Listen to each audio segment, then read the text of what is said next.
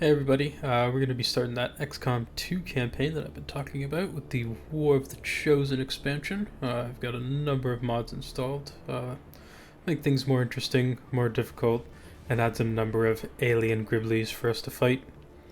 So let's start a new game. We'll play on the Commander difficulty. Don't need no stinking tutorial or beginner voiceovers. I'm going to double the length of any turn timers we come up against, and I'm going to make the campaign a little bit longer with the Avatar project, which will come into play later. Of course, we'll be playing with Iron Man, and let's get started. That's fine. Accessing the feed now. We're in. But I don't know for how long. You seeing this? Way too much security, even for Advent.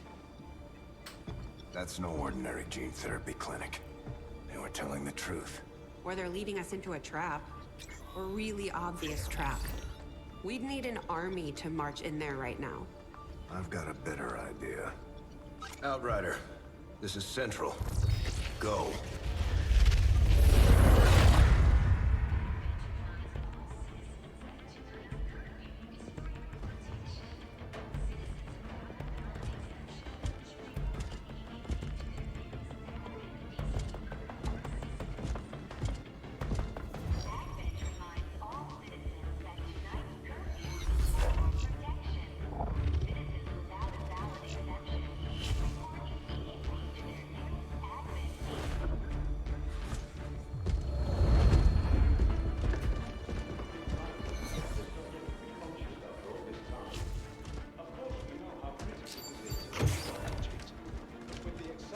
Timeline you placed upon us, mistakes are bound to happen. It wasn't our fault. Please! There's no need for any of this. I will do what you ask of me. I just need additional time. Did you say something? You're one of those? You must understand, I had no choice. Outrider, report.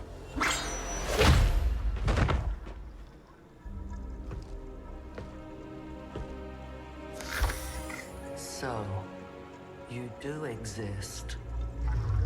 Outrider to Avenger, I have visual confirmation. Are you sure? Reapers are always sure. I'll take your word for it. Cover your tracks and get the hell out of there. They can't know we were here. Yet. Understood.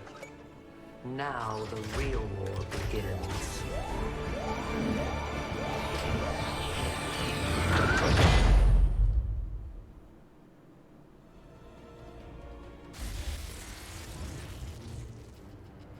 Excitement continues to build as city centers across the globe prepare for the 20th anniversary of Unification Day.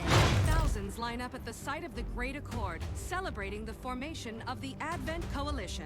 Keeping with their promise to humanity, 12 new gene therapy clinics will be opening in select cities by the end of the new year. Despite the attempted attack by fringe elements, operations at the new facility in Paris thankfully remain unaffected. In response to the unprovoked intrusion on the eve of our most beloved celebration, the speaker reaches out to us. A small number of dissidents again repeat the mistakes of the old world. Striking as we celebrate a benevolent savior who time and again offers only friendship and compassion. Yet these trivial actions could never break the bond between humanity and the Elders. Peacekeeping forces have already made several preemptive arrests of known collaborators. Advent again assures all citizens that today's celebrations will continue as planned. Perfect.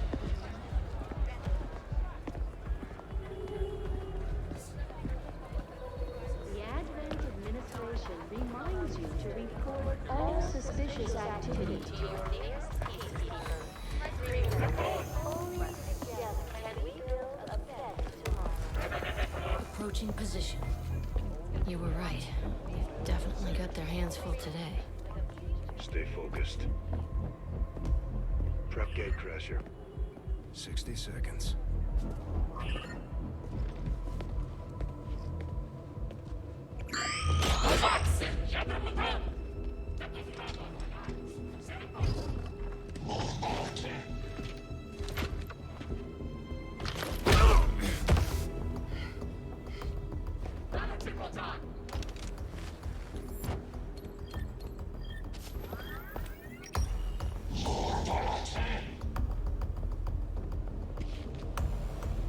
Now.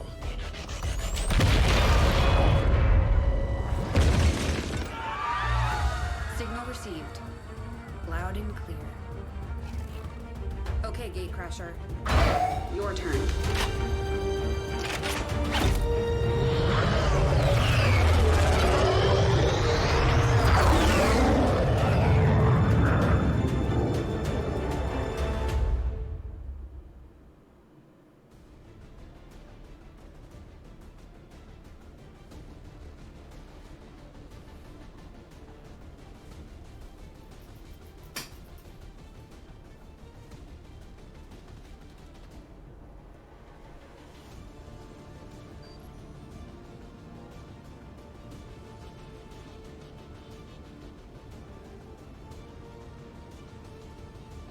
Now that we've got a foothold, it's time to take the fight to Advent. We're heading into the city center to take down a public target. Something that will get people's attention.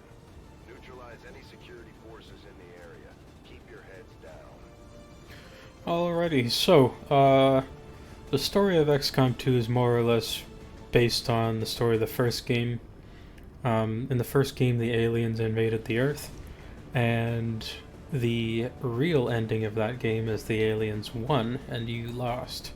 So it's been 20 years since the aliens took over the Earth, and now we have to kick them to the curb, as it were, as the resistance.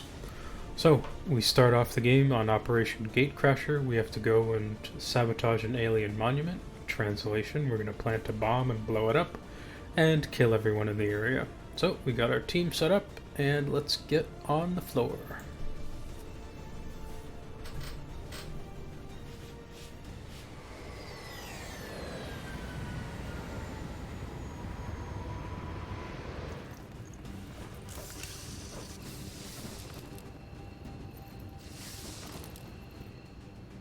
Menace 1-5. We have a fix on the target. Move to place the X4 charges at the designated position.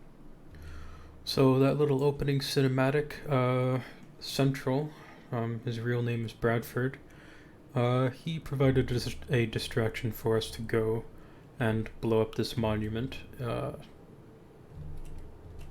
So, let's see how we can get through this. So, in this mission, all the soldiers in the game are going to be based on people in the police department. So I've gone ahead and created characters for everybody that's on the roster. So this mission we've got Everett, Castiel Toretto, Chris Crawford, Guillaume Tavares, Ashley York, Eleanor Quinn, Dante Watson.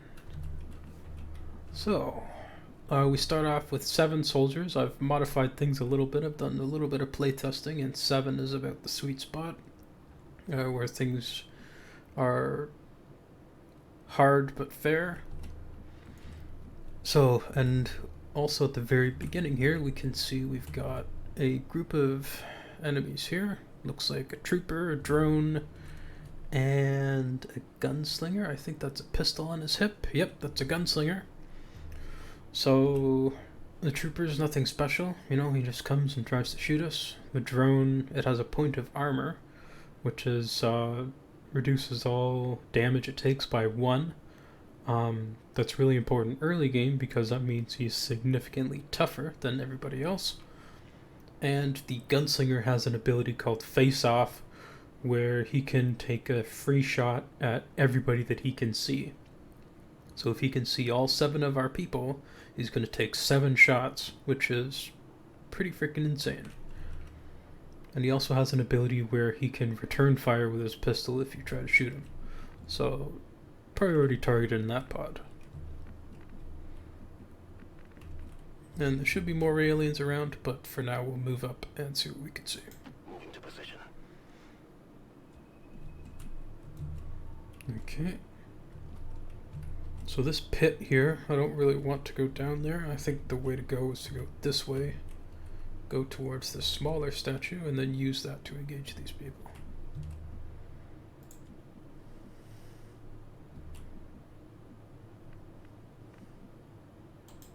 Put Tavares there.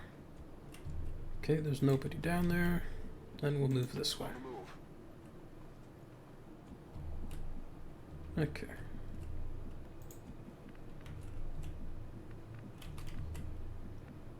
Orders confirmed. On the move. I'm all over it. Let's get everybody moved over here. Move, move, move. Time to motor. Okay, so Overwatch is a pretty central ability in XCOM. What it does is if somebody in your sight range moves, you take a shot at them with a 15% penalty to hit. You can seriously upgrade this ability over the course of the game to make it a lot better than it starts off as. But it starts off pretty powerful. Being able to shoot at the enemy on their turn while they're out of cover is it's never a bad thing. So a lot of the time we're going to be moving up pretty slowly and using Overwatch to make sure we're covering our flanks. Overwatch. Got it covered. On Overwatch. Scanning.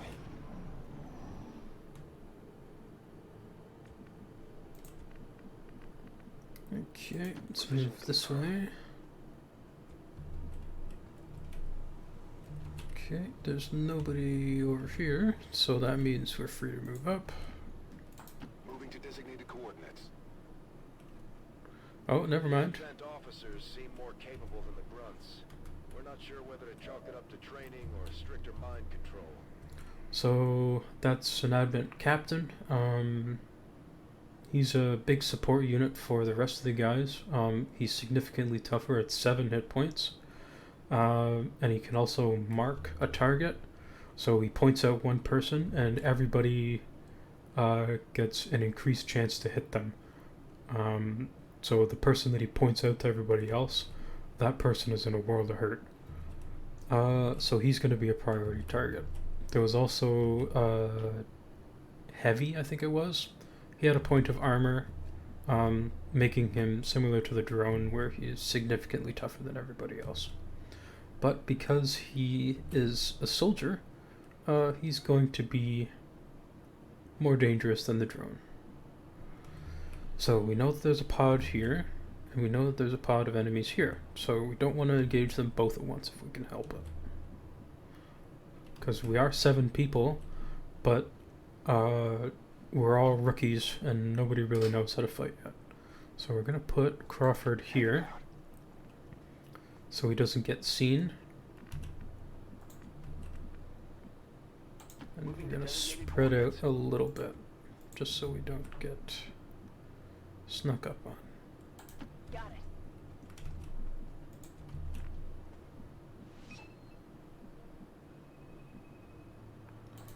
Put York there. And Tavares can't really get anywhere useful right now. We'll put him there in full cover, and we'll have him Overwatch. Scanning. Moving to Overwatch. And Toretto can stay there in Overwatch. Okay, so they're gonna walk towards me. Oh, they're so close. Okay. So, they walked closer. You can see these little indicators on the ground. That's the enemy sight radius.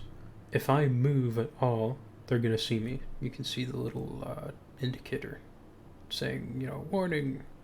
So if I move at all, these people, they're going to see me. Because we start off the mission concealed. So, I think the way to go is to start this off right with a grenade. Alternatively, we can set everybody up on Overwatch and fire at them with one of our guns. That might be the way to go.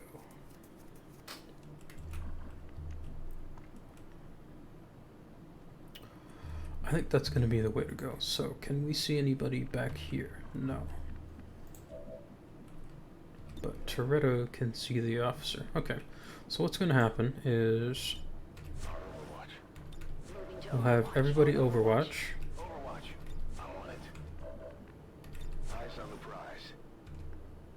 And now that everybody's set up and ready to fire, we'll have Toretto shoot at the officer. So he's got 65% chance to hit. We'll see how he does. Okay, disappointing. But now we've been revealed. And now everybody's going to start taking shots as these guys run for cover. Okay, the heavy's dead.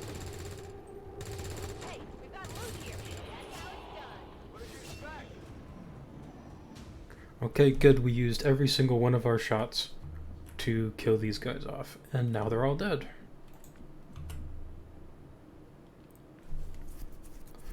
So we'll have Crawford pick up these goodies that the officer dropped. A hair trigger and a balanced alloy blade. Okay. I've got the loot. He's got the loot, and he's gonna get into cover. Nice. So that encounter would have gone significantly different if we had thrown the grenade, because while they would all have been damaged, they would have all ran into cover, and it would have been a different encounter. So let's get people into cover and move towards where we gotta go, and we know that there's another group of aliens over here. And they're gonna have heard the gunshot, so they're gonna start walking towards us to investigate.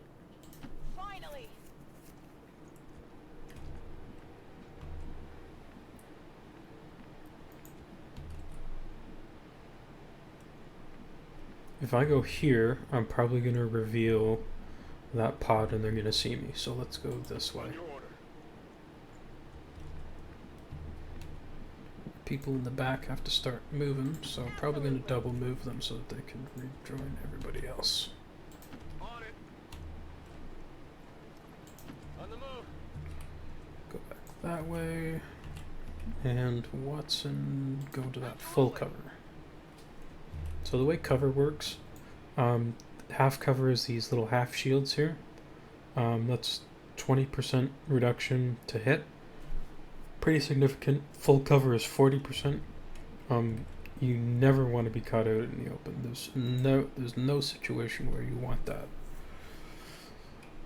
However, when aliens are revealed, they always run to cover first. They very rarely shoot you. So you can pretty safely kind of go into conga line formation outside of cover and then go into cover once you see some aliens. So you'll see me doing that as the campaign progresses, but being outside of cover is not a good thing. Oops. So we'll put everybody on Overwatch, waiting for that other pod to come in.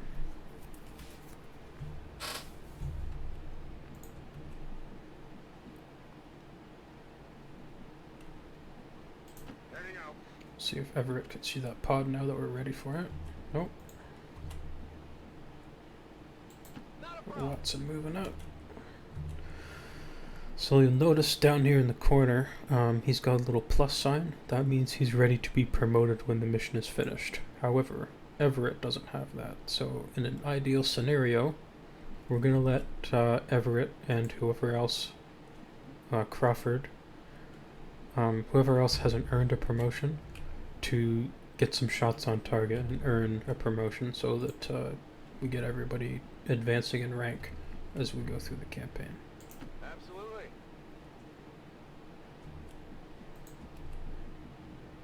Sure thing. Yeah, Toretto also needs to kill someone, so let's get moving up.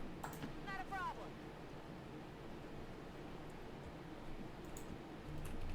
Okay. He's got a bit of an attitude on him. twin moving out. Okay, so that pod must have walked probably down these stairs or over this way. Because we haven't seen them yet.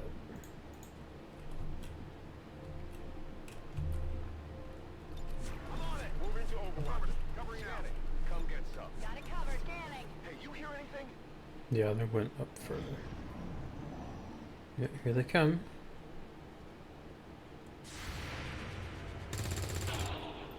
And he's just gonna kill him. That's good. That's lucky.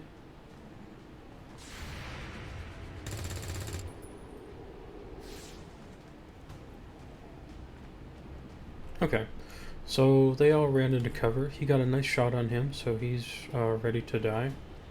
And this drone kind of just stayed where it was. So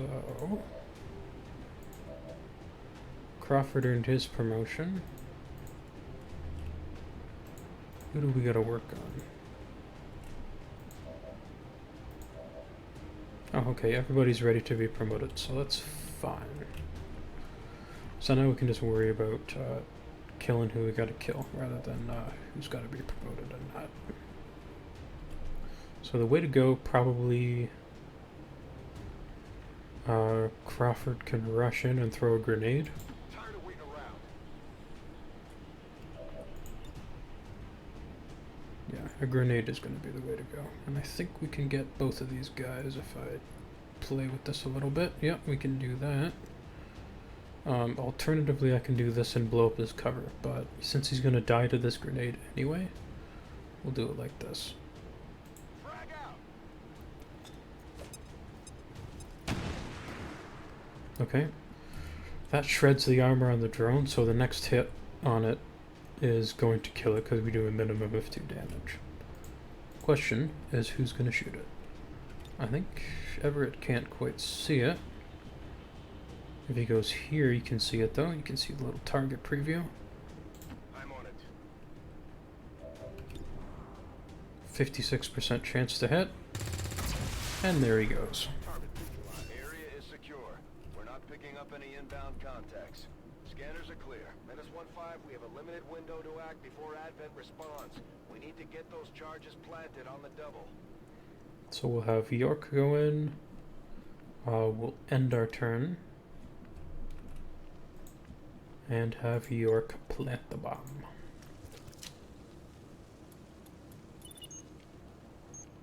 Menace 1-5, rendezvous at the extraction point. Status confirmed. Squad is clear. Detonating charges.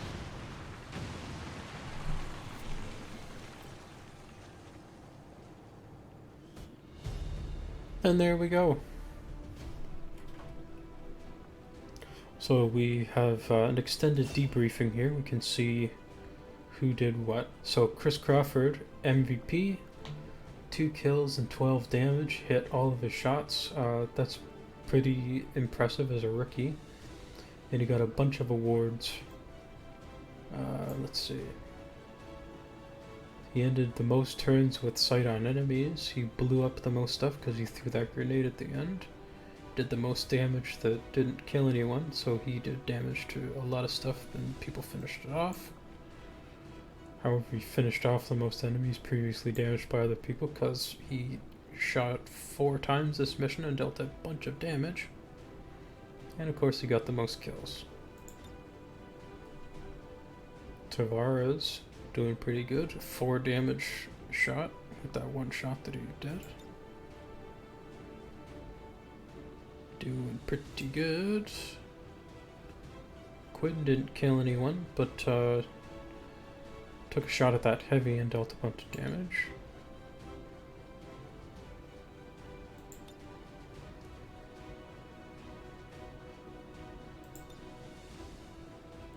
Ooh, and Toretto.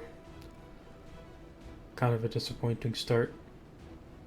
Didn't hit anything, dealt 0 damage, didn't kill anyone. Yikes. So this is where we transition from Advent officials announced an increase to this month's recruitment quotas. Citizens are encouraged to voluntarily visit their nearest recruitment center. Remember,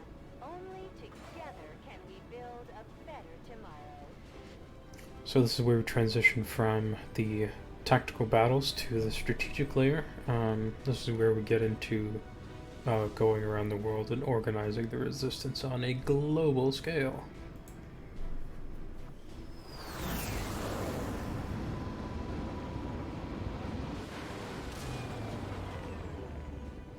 If every mission goes this smoothly, it's only a matter of time before we regain control of the planet.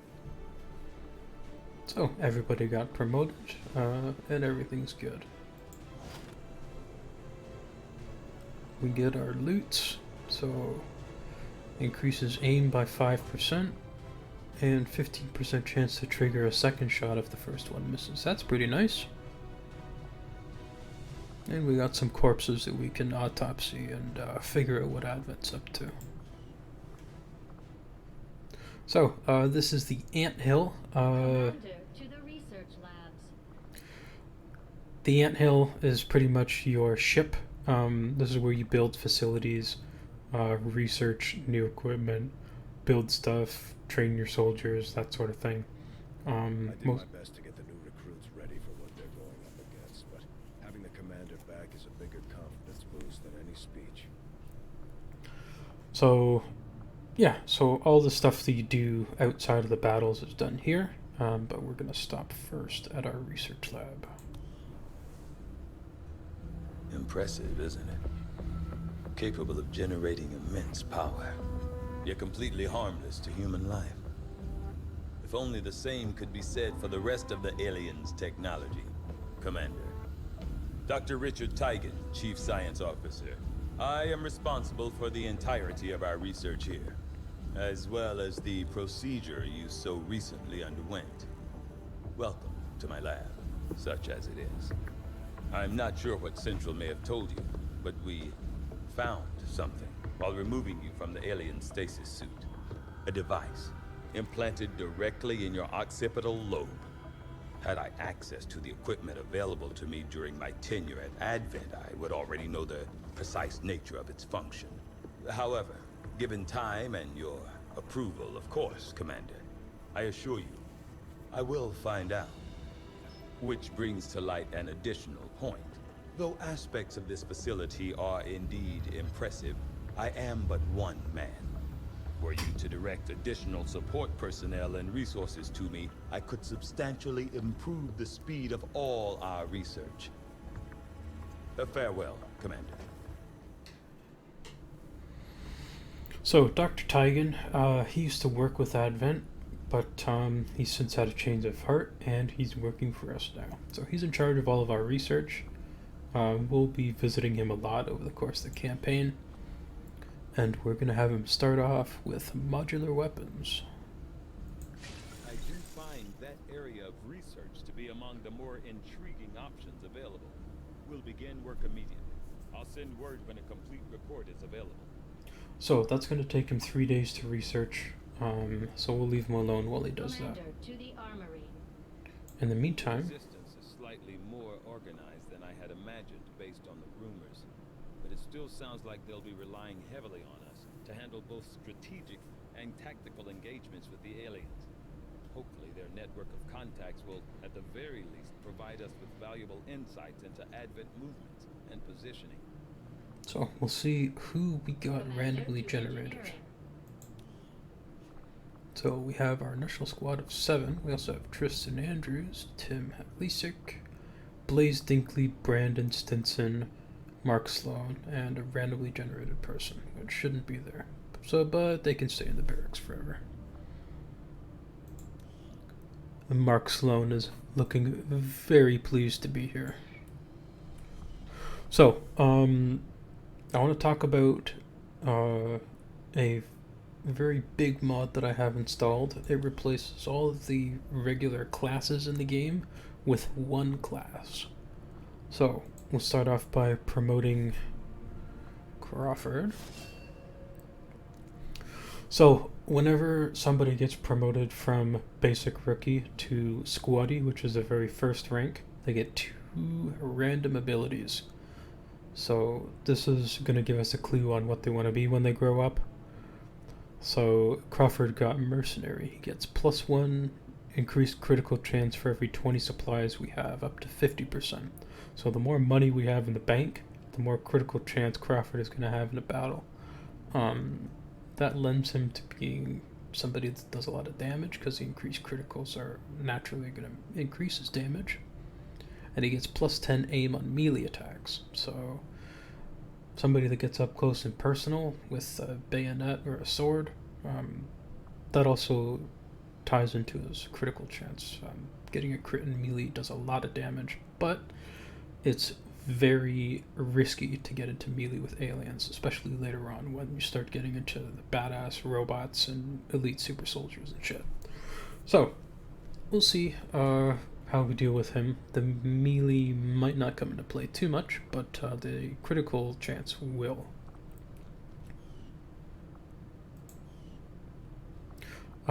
Also, you get very limited stats when you level up. Instead, you get stat points. Everybody has a natural aptitude. Chris Crawford happens to be a superhuman in this campaign. That gives you points to spend on various base stats.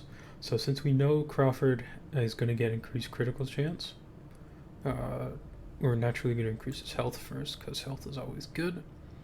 He has 20 left. Some aim is going to help him out. And we know he's probably going to be doing a lot of damage, so maybe spend the rest of that on aim. Yes. So that's the basics of that. The stats, health, how much damage you can take, mobility, that's how many tiles you can move. I'm pretty sure it's this value divided by 2. That's how many tiles you can move in one move. Aim, that's your percent chance to hit. Will is excuse me, this helps you resist alien psychic attacks, so things like mind control, being panicked, that sort of thing. Yes, there are psychic aliens that can get into your brain. Some of them are particularly nasty, so some people need this more than others. Dodge is a defensive stat, so if you have a dodge stat, there's a percent chance that you'll dodge incoming fire, and instead it'll be reduced in damage. If you have a high dodge stat, you can functionally reduce all damage by 50%, which is pretty significant, but everybody starts at 0. So it can be worth a while to invest in, but it's hard to get started with it. Defense is just a flat penalty to everybody's attack when they try to attack you. You get defense when you're in cover. You get automatic 20 in half cover, 40 if you're in full cover. Can be nice, but so like dodge, it's hard to get started. Hacking is against robots and stuff. You can also get hack into computers and get various rewards like money or intelligence, that sort of thing.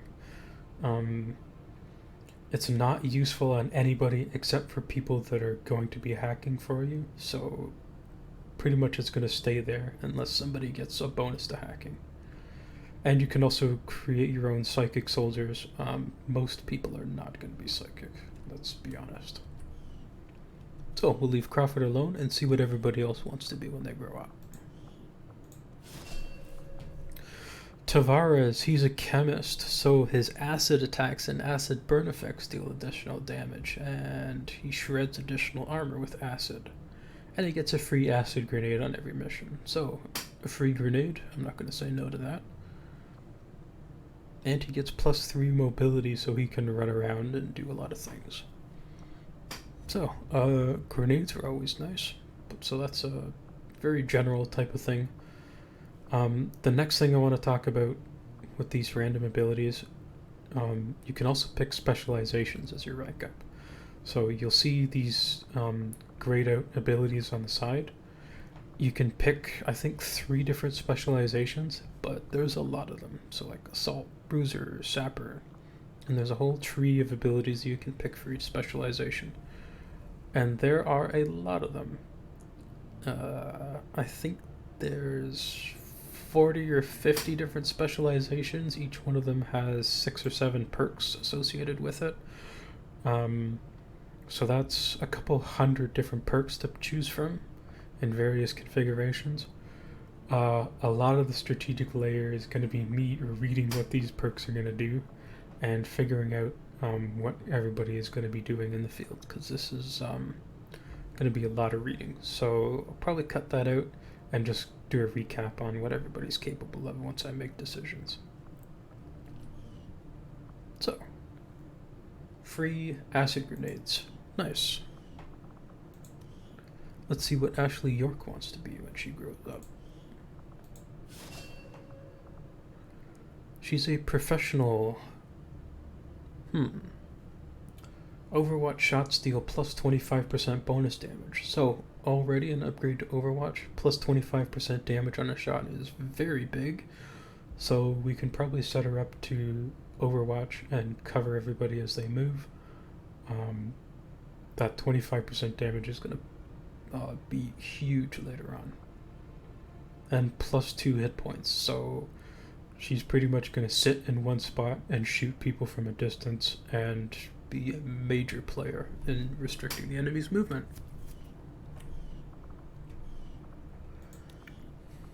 Let's see what Quinn wants to do. A drifter. So, plus 20 dodge, plus 5 aim, plus 5 critical chance when within 4 tiles of an enemy.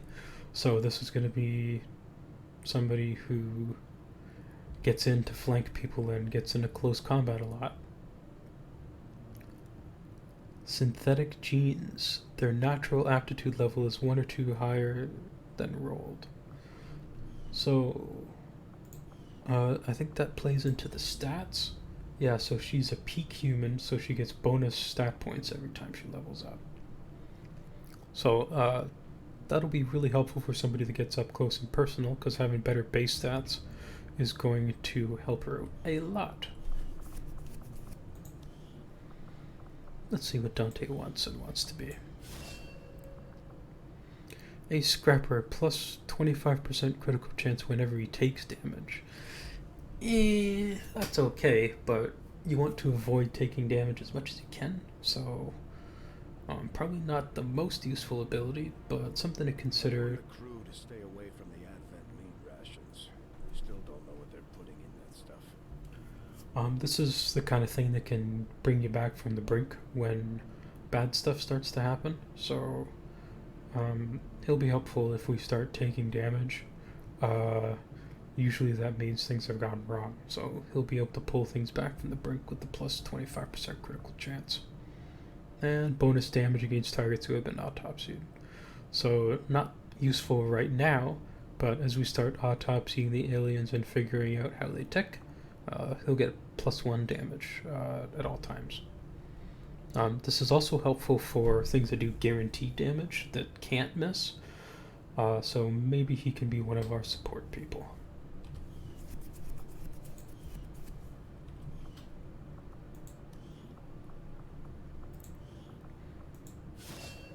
Okay, Everett.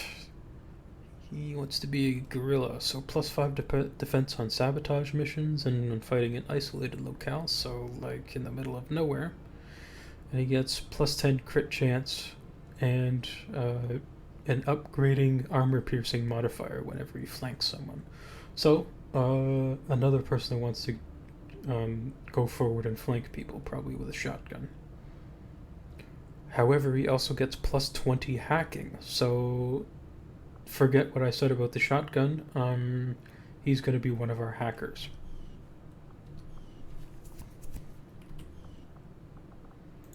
And let's see what Toretto wants to do. He is a pyromaniac. He gets a free incendiary grenade, and his fire attacks deal bonus damage. Okay, my kind of man. And he gets plus 10 crit chance. So, the kind of person that gets up close and personal with a flamethrower and a shotgun. My kind of person. Alrighty. So, I'll do stats later. Commander to engineering. Because they're calling me to engineering. Okay. Reworked your repulsors with some of the parts I salvaged from their old engine. Should fix that stabilization problem you had. Come on, Rover. It'll work.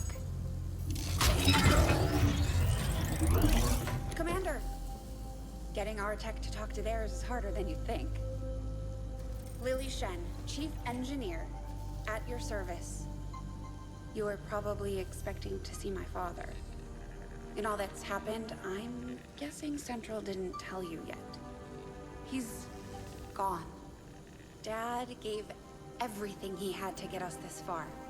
This entire ship is his life's work. I know he would have loved to show you around the place himself. He used to talk about you a lot. You can be sure I'm ready to finish what he started. Might not look it, but from here, I can fabricate pretty much anything you come up with. And with a little more help, well, you'd be amazed with what I can do. It was an honor to finally meet you, Commander. So this is Lily Shen, our chief engineer. She talked about her father a little bit. This goes back to the first game. Your chief engineer was called Shen. Excuse me. So this is his daughter. Your previous chief engineer has since died, but his daughter has taken over things, and she's the one that builds all of our special ammunition, upgraded weapons, armor, explosives, badass robots to help us out. She's going to be one of our best friends. However, You'd be surprised how big of a difference some of these things can make in combat, Commander. With a few supplies, I can manufacture anything we need in no time. However, she demands money to build this stuff. That's not so nice, but we'll be spending our money here on stuff like flashbang grenades, med kits, and smoke grenades. And as we go and upgrade in levels, we can even do deployable turrets, we start building robots, that sort of thing. But for now, we'll spend most of our money on this stuff. I think Dad would have been proud of what we're doing here. For the first time in a long time, we're actually a threat to the aliens, and they know it. Now we just have to make all those people in the colonies remember what we're fighting for. My father didn't die so we could become a race of cowering test subjects for the aliens to toy with. We just have to get the people's attention. Okay, we're not going to bother too much with cleaning out the anthill just yet, because we don't have enough money to build anything. And we don't have the personnel to start clearing this out, so we're going to go to the bridge. Commander, good to see you on your feet again. Welcome to the bridge, the nerve center of our operation. The aliens have our entire world in their grip. Advent controls everything. Government, communications, industry. Not to mention the military. And it's on us to take it all back. Resources and time are tight, Commander. It'll be up to you to decide how to best use both. The ship is yours.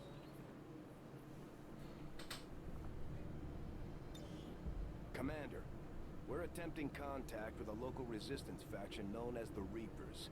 These people like to keep a very low profile, so it may take some time before we hear back. While we're waiting, it might be worthwhile to scan the area for additional supplies and resources. You never know what we may find out there. Commander, one of our resistance contacts just tipped us off to a site that may be worth investigating. So, this is where the game opens up into the entire world. A lot of this is flying around in your stolen spaceship and scanning areas of interest. So, in this case, we have an abandoned colony. It's going to take us 5 days to scan, and we get some rookies. So, we'll be able to find some people that to recruit. So let's fly over.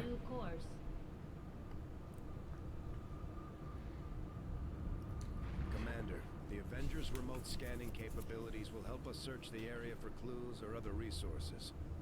It's going to take some time, though. We've got a lot of ground to cover. So the unfortunate part of this part of the game is a lot of it is waiting and getting interrupted by these events.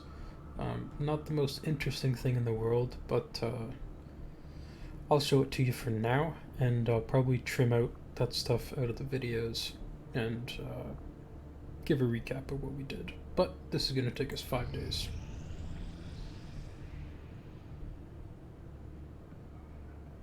These findings will likely prove crucial to our ongoing efforts, Commander. So, Tygan finished modular weapons, so we give him some new stuff to do.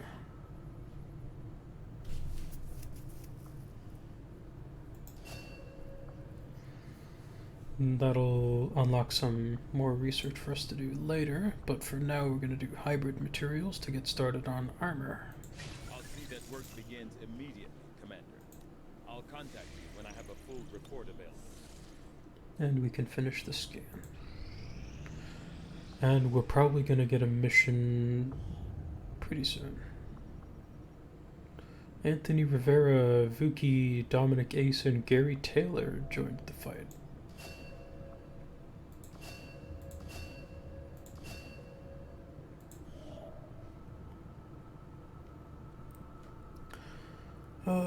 So we got another thing, and our reward is a soldier, so somebody that starts off a little bit trained.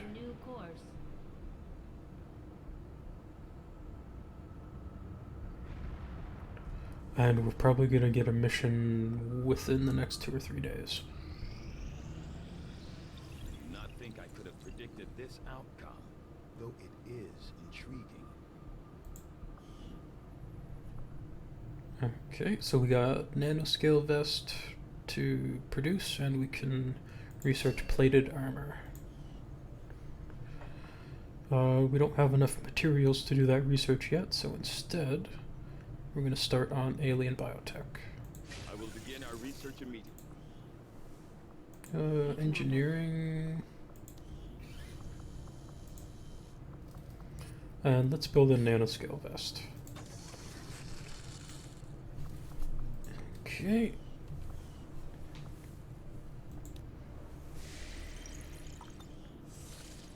And that mission will probably start right about now. Commander. Yep, there we go. Resistance continues to grow. We'll have a better chance of finding openings to strike back at Advent. As it is, we've already identified a potential target to disrupt the aliens' operations in this region. Our window of opportunity is limited, so we'll have to move fast. Alright, so let's see what they want us to do. So we have to recover an item from a resistance haven, and in return we get an engineer, so they'll help us out on the ship, and we can use them to staff facilities and stuff. So let's go and see what that's about. For South Africa.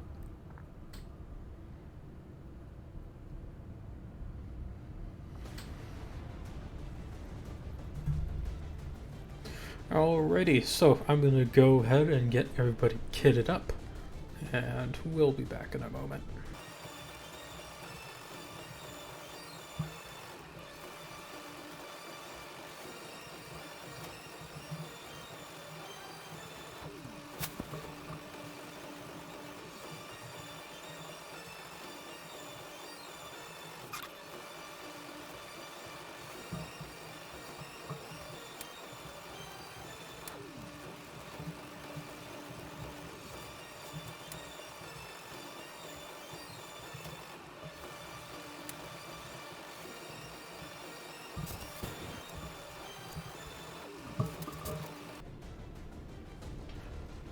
Alrighty, so I've gone ahead and equipped everybody in this squad. We're gonna bring York and Everett on this mission. I've given Everett his own little drone that'll help him hack stuff in the field if he needs to. The drone also has a couple of little different support abilities, and he's gonna be carrying a medkit for us. I've upgraded York's weapon and gave her a pistol, so she's gonna be somebody to help cover everybody, especially with that Overwatch ability that she got. Vuki, he's going to be carrying a smoke grenade for us, and Sloan is going to be carrying a flashbang. Everybody else has got grenades, so let's get started.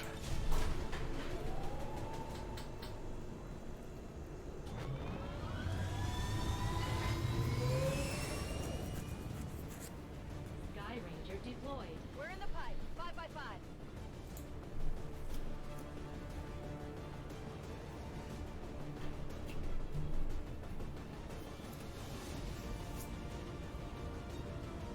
up a weak signal coming from a group of resistance operatives. Apparently, they've stumbled on the location of an Advent data vault storing files critical to the aliens' latest project. As far as we can tell, hostile forces also picked up on the signal, and they weren't about to leave anyone from the resistance alive. We're going in to sweep the site, eliminate all hostile forces, and find the assets. Alrighty, so we gotta go find some goodies and kill everyone. My kind of mission.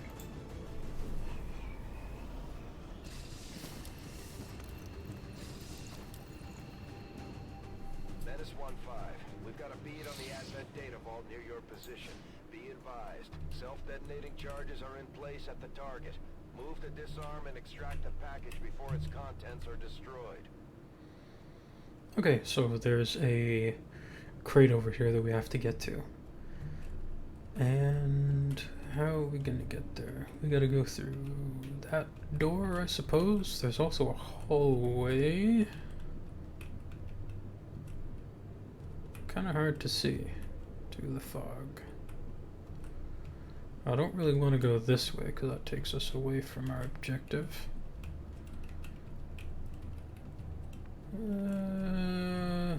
I think we go down this way and see how things turn out. So this time we got Blaze Dinkley, Tim Havlicek, Ashley York, Vuki, Sloan, Everett, and Andrews. So let's have Sloan drop down to that position.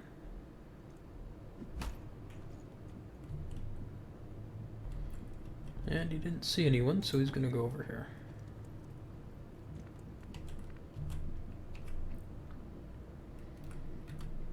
Let's get everybody moving.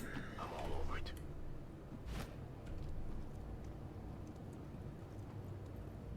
Looks like hostiles over here. Oh, okay. So I saw a captain and 2 troopers. I didn't see what kind of trooper though, which is kind of a shame, but that's okay. So there's York. She can go in the back here. And she can overwatch for us. We'll get everybody moved up to this little wall here.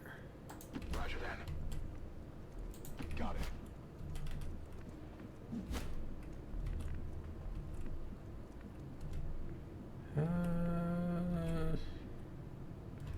Where can you go so you're not flapping in the breeze? Right there is fine, I suppose. Go overwatch.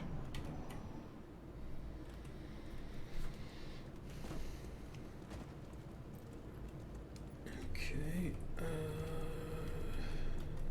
That kind of sucks that they're going to be on the other side of this wall, but we can set an ambush for them when they come through. Get Andrews moving up. Sloan. Oh, okay. Regular Advent Trooper, okay. Confirmed.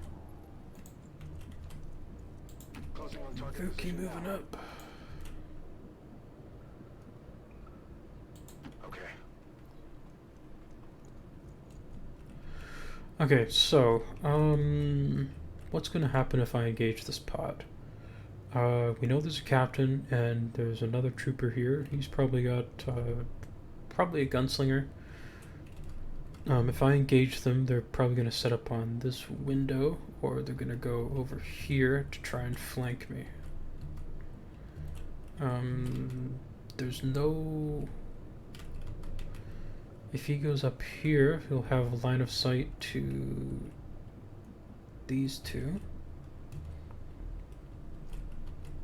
But that's not such a big deal because we can deal with that after, or even throw a grenade up there if we have to. So I think what we'll do is we'll have York move to this heavy cover position so she can see through this corner.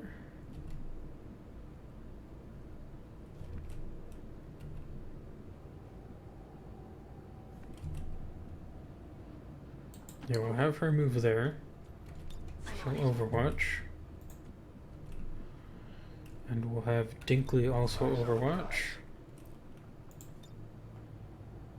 And he can throw a grenade and blow out that wall if I have to. Okay, so Mark Sloan is going to take a 70% on this trooper. And crit him with a big critical. And we didn't see where they went, so that's kind of unfortunate. So everybody else is going to overwatch and wait for them to come in.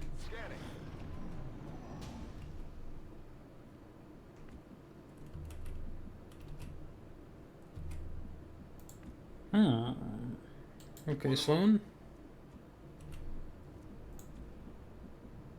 Absolutely. Oh, there he is. Oh, we killed him and didn't activate the pod. That's kind of unusual. So they both ran into cover.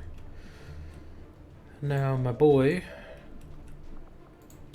can throw this grenade and blow up that wall. Like so.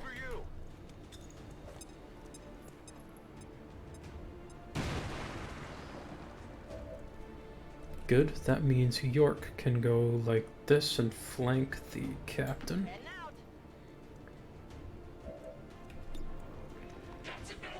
Hello!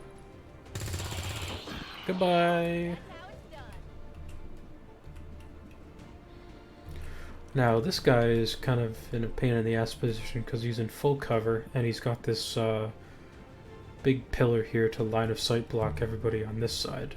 And he's got a line of sight blocker here. So he's kind of a pain in the ass to deal with. However,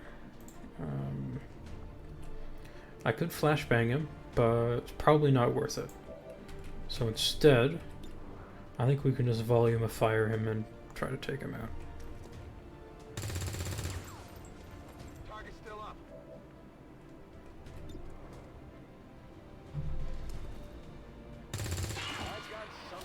There we go. And we'll have Vuki move up and overwatch on that corner cover. Got it covered. Affirmative. Covering now. Too close to the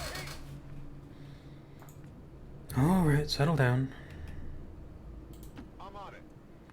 Pick up these goods for me, Vuki. A laser sight and another alloy blade. Okay.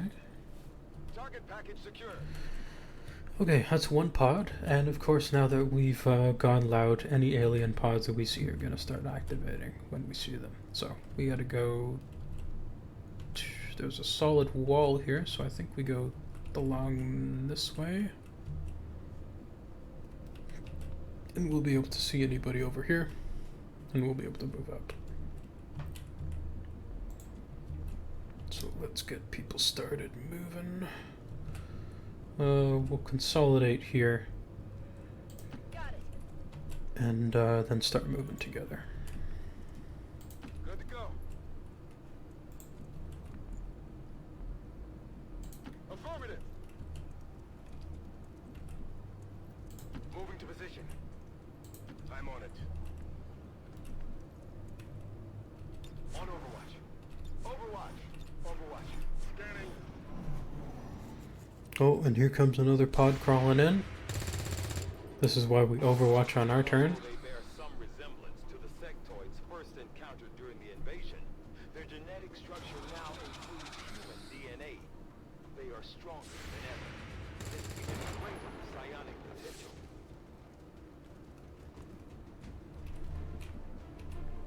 Okay, so we've got...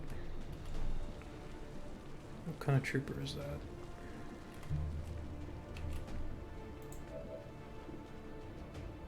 It's a regular old trooper. We got a sectoid and a trooper. Okay, so the sectoid, this is what I mean by psionic enemies. He can do psychic stuff to panic our people, mind control them, all sorts of really nasty stuff. However, they've come in on our flank and Vuki is flapping in the breeze. So he needs to pull back, probably to this corner heavy cover.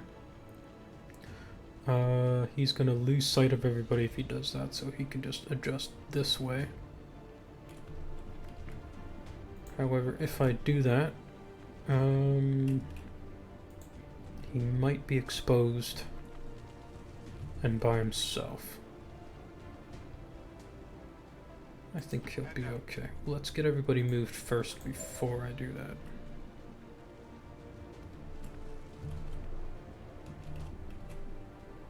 If I go there, they're gonna have a hard time flanking me, so that's okay. Heading out.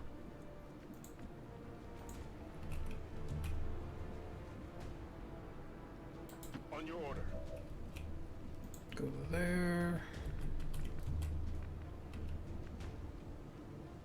York can see everybody from that position, so we'll do that. Ravuki can fall back. And Dinkley can go there. And he's not happy about going there. Okay, so I can blow up this sectoid if I want. He is in full cover, so that's probably the way to go. Tim can't see anybody, but if he goes to this corner cover, he'll be fine. Yeah, so I think blowing up this sectoid is going to be the way to go, because that full cover, we can't really get through it. And this guy in the back isn't going to do anything to us this turn. So I think we'll go like this, blow up that sectoid.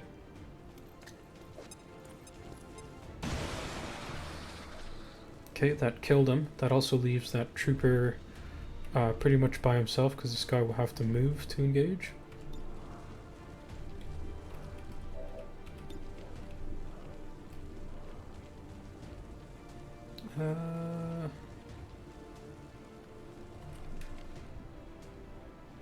It's okay.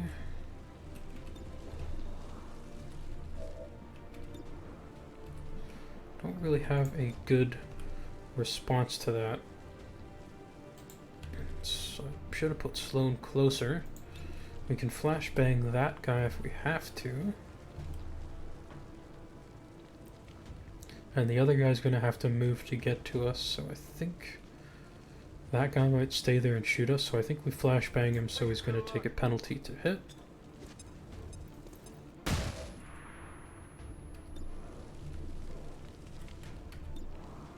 We have a 50% on that guy, so we'll go for it. That kills him, so now we can just overwatch that guy in case he tries to move. And he's going to overwatch in return. So that's fine. So now we have a full round of shooting against this guy to kill him with volume of fire. Or York can just beast mode and kill him. So, let's move up. On your order. Not a problem. So because we haven't seen any aliens going up this way, we can pretty safely move into a conga line formation and not have any trouble. Copy that. Stepping out. Scanning. Affirmative. Covering now.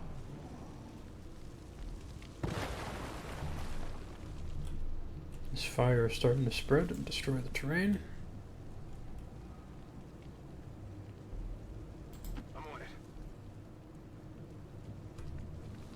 Okay.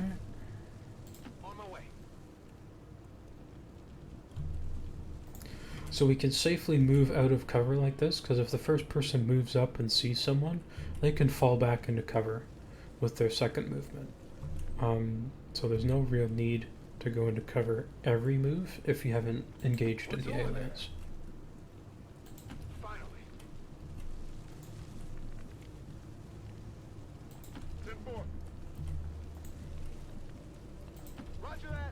So the conga line formation is fine if you're just moving across the map.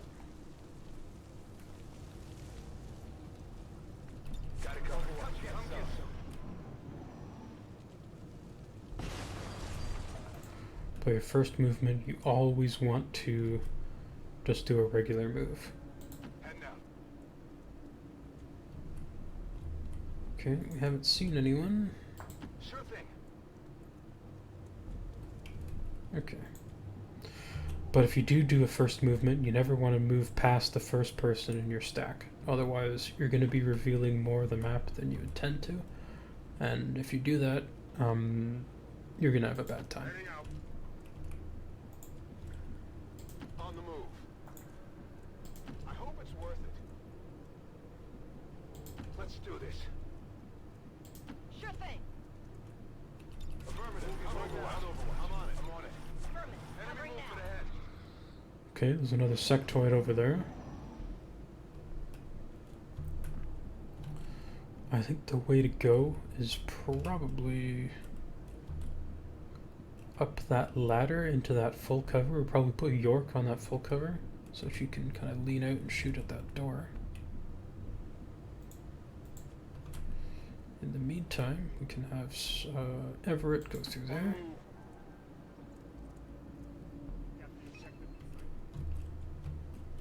Okay, he spotted the crate.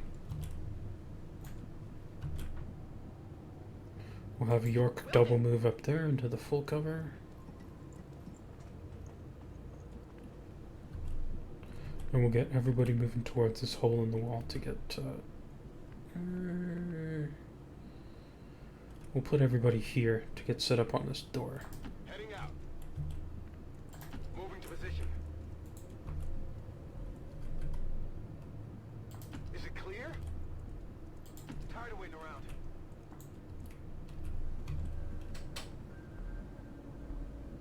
Absolutely. Scanning. On overwatch. What was that?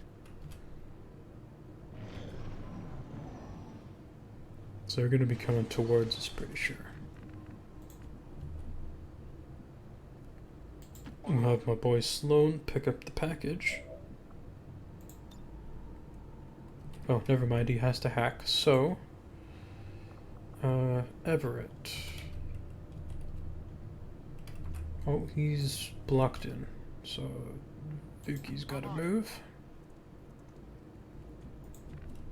We'll have Everett come over and hack this chest next turn. On the move. Move over here. York can... Actually, I think I'm going to put York there. So she has a very clear line of sight on that door. And everybody else can get set up there to ambush. Moving to overwatch. I'm on it. Move, move, move. Got it covered. Shut up. Listen.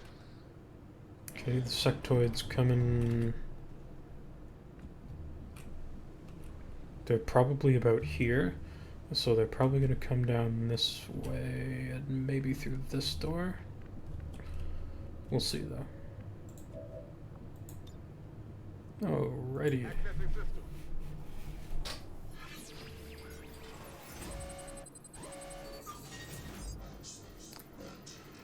So this is where your hacking skill comes into play.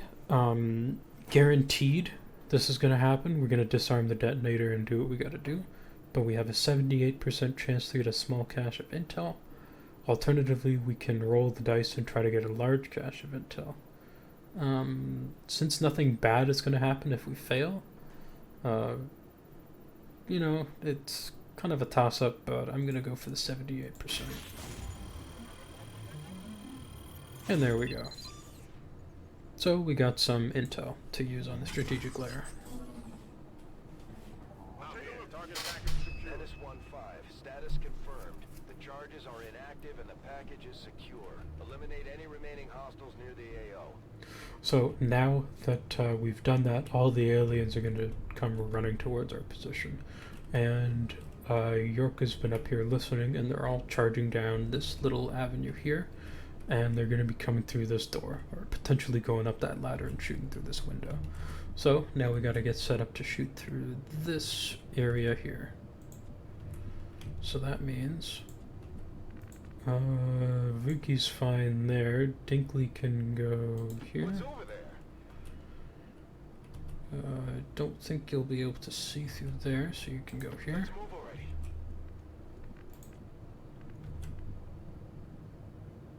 Sloan can go up there. Do we have any rookies that need a rank up? No, everybody's got their promotion, so we're good to go. Stay in heavy cover. Not a problem. On Overwatch. Affirmative. Covering now. Moving to Overwatch. Hostiles are So we know they're gonna try and kill us. So we're gonna wait. Oh, hello. They're right here, just barely out of line of sight. So we're gonna wait for them again. I'm on it. Moving to Overwatch. Come get some. You hear anything? And they should come around that corner. Hello? He's running right in. You can't handle me.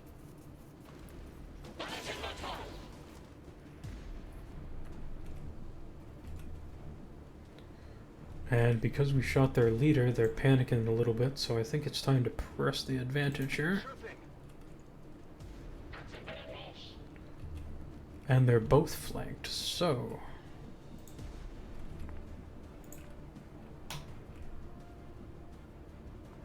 You'll be able to see them both there.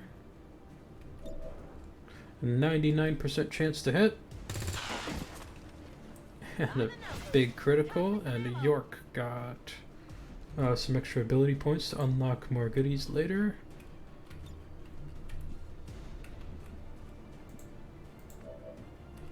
And let's see if Andrews can finish this guy off. No, he's going to shoot at his feet and miss a 78%. Kind of disappointing.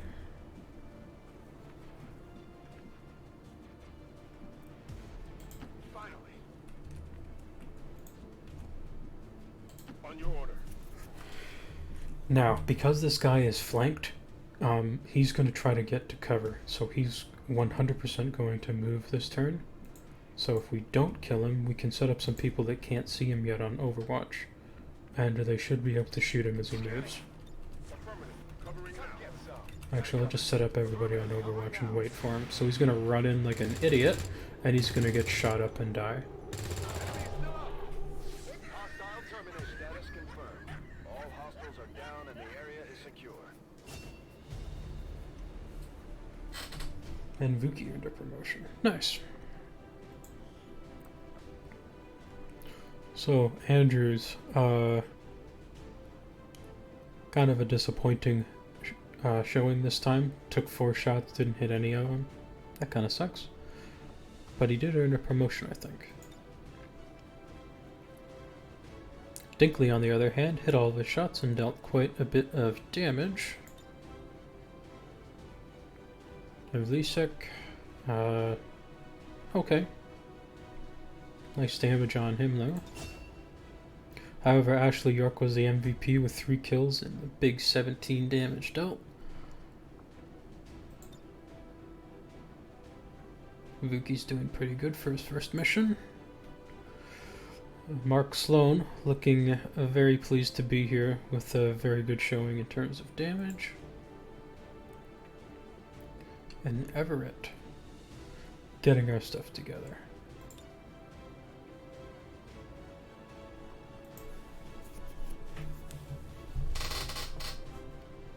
I would like to assure the citizens of that our peacekeepers will stop at nothing to prevent further attacks by criminal elements such as the one that occurred today.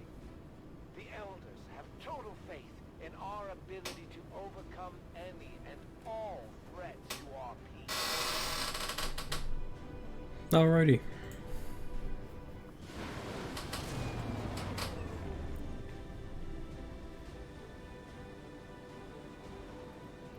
I can't imagine the aliens are too happy about this one, Commander.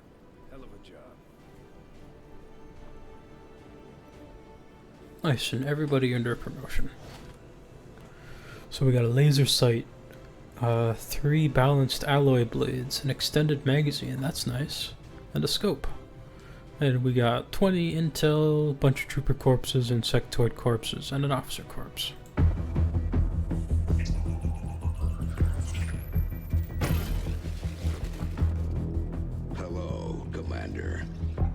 council you once knew is no more. Its membership have all sworn loyalty to the Advent administration, with one exception. It is good to see you again. In the days since your capture, I have done all I can to aid the Resistance from the inside. It was these Resistance operatives that provided the intel leading to your recent extraction.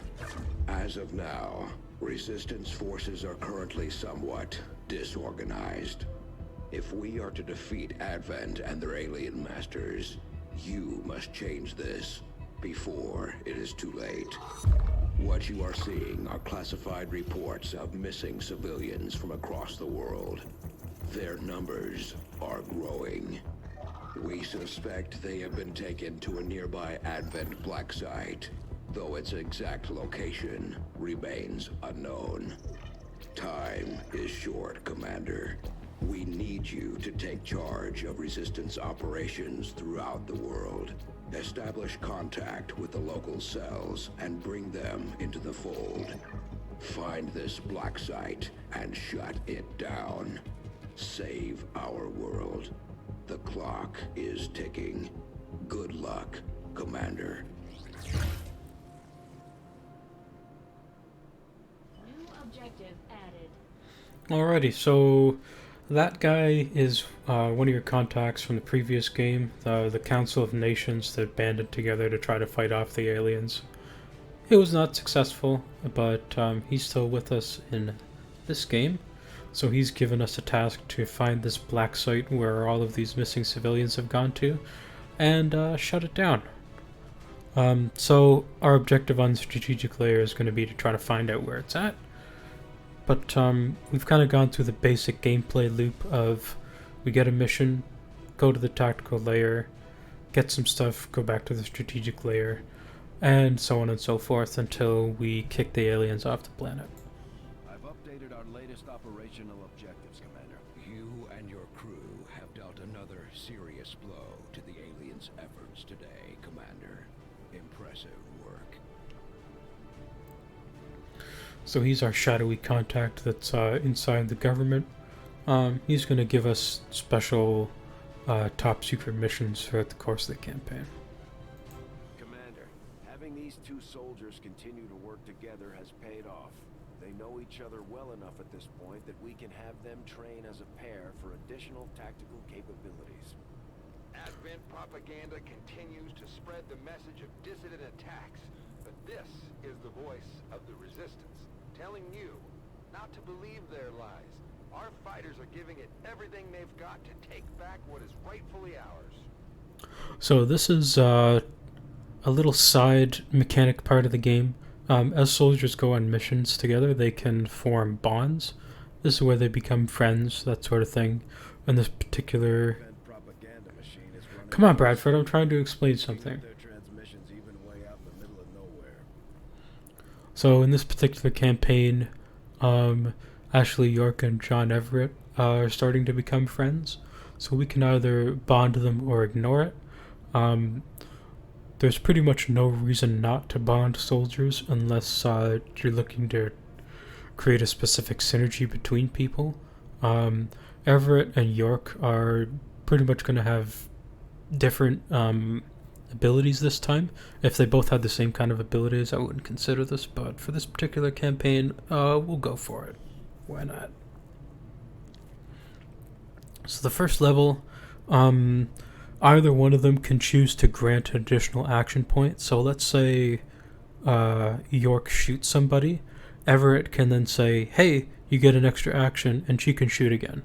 So that's going to be really helpful. No, that's fine. Staff on the engineering team, we can start clearing out space for new facilities, Commander. We should keep looking for more recruits, though. We'll need them to staff the facilities once they're built. So, we got an engineer from out of that previous mission. So what we're going to do is we're going to... Facilities on board the Avenger, Commander, but we'll need more engineers to clear out space for construction first. Commander, so far I haven't seen anything critical among the alien components left over in the... Oh my god, Shen, come on. We could probably use this space for a new facility. So I'm going to put the engineer to work cleaning up this alien garbage. and we'll get $31 once he's done. So let's get started on that. Excavation is underway, Commander, but it's going to take some time to get all that stuff cleared out. So, you eventually, you know, dig down deeper into the ship and unlock more rooms to build stuff in.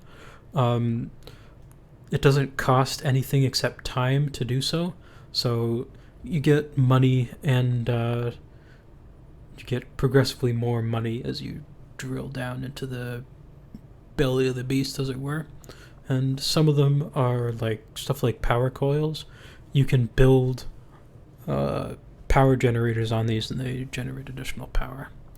Some of these facilities are great, like the training center, tactics school, that kind of stuff. Some of them are not so necessary, like the workshop, but we'll see what we build. We don't have enough money to build anything yet, so we'll leave that alone for now. In the meantime, York got promoted. I'll do that after, because I got to do a lot of reading, but we'll see what everybody else wants to do.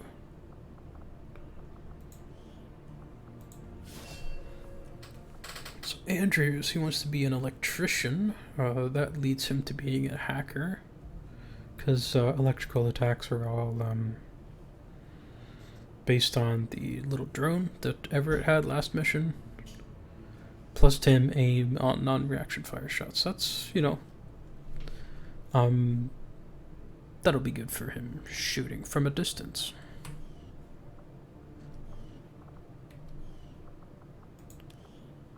Let's see what Timmy wants to be.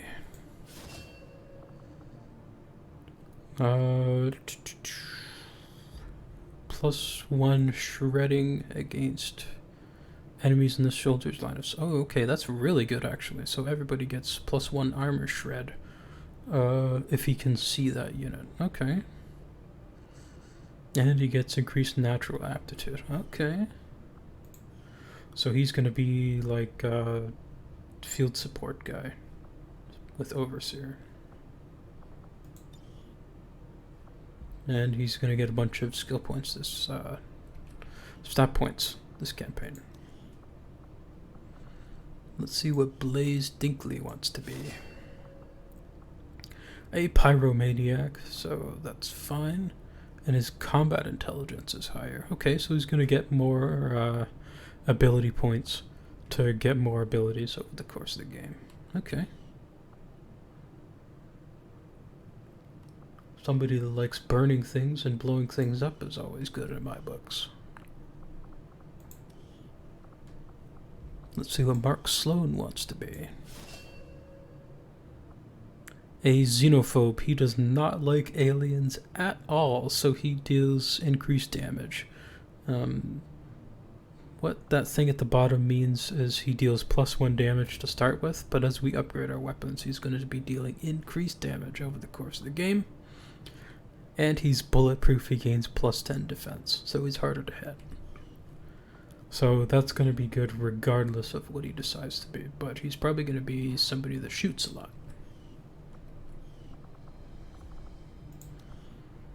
And let's see what Vuki wants to be. Another pyromaniac, and he gets +10 aiming on melee attacks. So melee can be good, but it is a risk. So with the flamethrower, it's not so bad because you can get in nice and close and roast people, and then have the backup with the melee attack. And that's it. So I'm gonna go ahead and read some of the abilities that York can get. So I will see you next time.